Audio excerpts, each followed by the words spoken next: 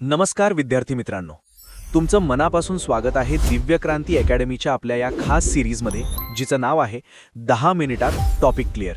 या सिरीजमध्ये आपण परीक्षेला येणारे अवघड आणि सतत कन्फ्यूज करणारे टॉपिक्स अगदी हसत खेळत साध्या बोलीभाषेत डोक्यात फिट करतो.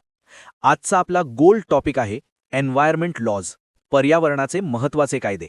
आज आपण अशी एक भन्नाट क्रोनॉलॉजी म्हणजेच कालानुक्रम बघणार आहोत की रात्री झोपेतून उठून जरी कोणी विचारलं तरी तुम्ही अगदी अचूक वर्ष सांगाल. चला तर मग वही पेन बाजूला ठेवा आणि सुरू करूया. आता पुढची 3 मिनिटं तुमचं लक्ष स्क्रीनवरून अजिबात हलता कामा नये, कारण ही 3 मिनिटं तुमचे पर्यावरणाचे मार्क्स फिक्स करणार आहेत. मित्रांनो, आयोगाचा सर्वात आवडता प्रश्न असतो की हे कायदे कालक्रमाने लावा. आता मी तुम्हाला एक छोटीशी गोष्ट सांगतो, ती फक्त डोळ्यांसमोर व्हिज्युअलाइज करा. मित्रांनो, सर्वात आधी आपण ठरवलं की जंगलातल्या वन्यजीवांना वाचवायचं. आता प्राण्यांना वाचवायचं असेल तर त्यांना प्यायला सर्वात आधी काय लागेल? पाणी. जेव्हा आपण त्यांना शुद्ध पाणी दिलं तेव्हा तिथे छानसं जंगल वाढलं. जंगल वाढल्यामुळे आपोआपच तिथली हवा एकदम शुद्ध झाली. आणि या सगळ्या चांगल्या गोष्टींमुळे शेवटी आपल्या संपूर्ण पर्यावरणाचं रक्षण झालं. आहे की नाही सोपी गोष्ट? आता याला डिकोड करूया आणि वर्षांसोबत जोडूया. 1. सर्वात आधी काय वाचवलं? वन्यजीव, म्हणजे वाईल्ड लाईफ प्रोटेक्शन ॲक्ट 1972. 2. त्यांना काय दिलं? पाणी, म्हणजे water, prevention and control of pollution act 1974. 3. पाणी दिल्यावर काय वाढलं? जंगल, म्हणजे फॉरेस्ट कॉन्झर्वेशन ॲक्ट 1980. 4. जंगल वाढल्याने काय शुद्ध झाली? हवा, म्हणजे air prevention and control of pollution act 1981. आणि 5. शेवटी कशाचं रक्षण झालं? पर्यावरण, म्हणजे एन्व्हायरमेंट प्रोटेक्शन ॲक्ट 1986. बघा मित्रांनो, 72, 74, 80, 81 आणि 86. वन्यजीव, पाणी, जंगल, हवा, पर्यावरण. झाला का कालानुक्रम एका मिनिटात पाठ? आता आयोग कसाही प्रश्न विचारू द्या, तुमची क्रोनॉलॉजी कधीच चुकणार नाही. आता या ट्रिकमधून तुम्हाला वर्ष तर समजली, पण आयोगाला आता एवढ्यावर समाधान मिळत नाही. आयोग आता या कायद्यांच्या आत जाऊन विधान बेस प्रश्न विचारतो. तर आपण पटापट या कायद्यांमधले की पॉइंट्स बघूया जे परीक्षेसाठी महत्त्वाचे आहेत. 1. Water act 1974. हा भारतातला प्रदूषणाविरुद्धचा पहिला मोठा आणि सर्वसमावेशक कायदा होता.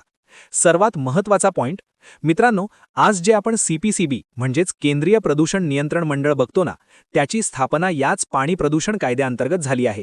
म्हणजे आयोग मुद्दाम तुम्हाला फसवतो की CPCBची स्थापना पर्यावरण कायद्याअंतर्गत झाली आहे, पण ते विधान चुकीचं आहे. CPCBची स्थापना 1974च्या वॉटर ॲक्टनुसार झाली आहे. हा पॉइंट वहीत नोट करून ठेवा. 2. Air act 1981.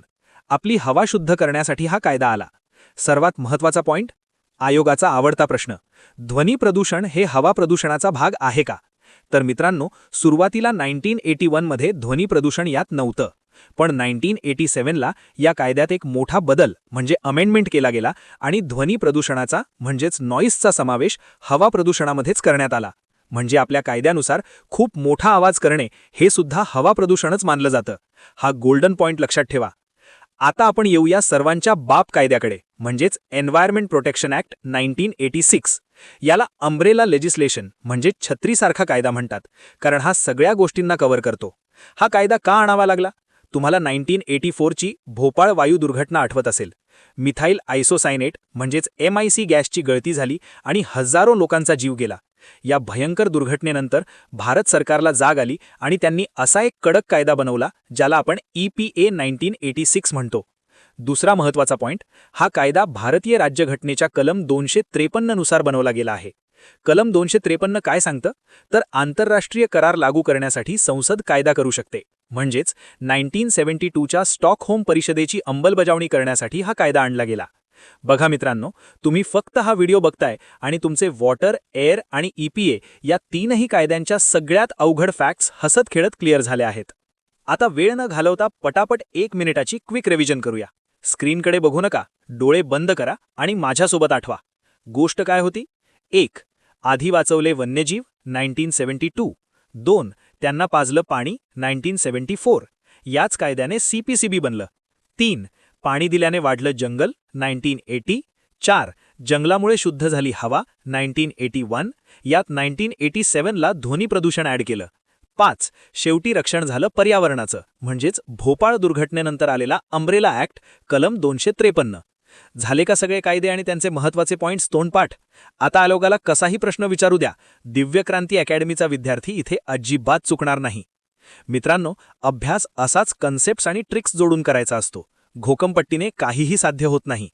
मला पूर्ण खात्री आहे की आजचा हा एन्वायर लॉज क्रॅश कोर्स तुमच्या डोक्यात कायमचा फिट झाला असेल. जर तुम्हाला ही ट्रिक खरोखर आवडली असेल तर या व्हिडिओला आत्ताच्या आत्ता लाईक करा. खाली कमेंटमध्ये मला नक्की सांगा की पुढचा कोणता अवघड वाटणारा टॉपिक तुम्हाला या सिरीजमध्ये हवा आहे. तुम्ही आपल्या दिव्यक्रांती अकॅडमीच्या चॅनलवर नवीन असाल तर सबस्क्राईब करायला विसरू नका आणि बेल आयकॉन नक्की दाबा. पुन्हा भेटूया पुढच्या व्हिडिओमध्ये एका नवीन ट्रिकसोबत. तोपर्यंत अभ्यास करत रहा आणि स्वतःवर विश्वास ठेवा. यश तुमचंच आहे. जय हिंद, जय महाराष्ट्र.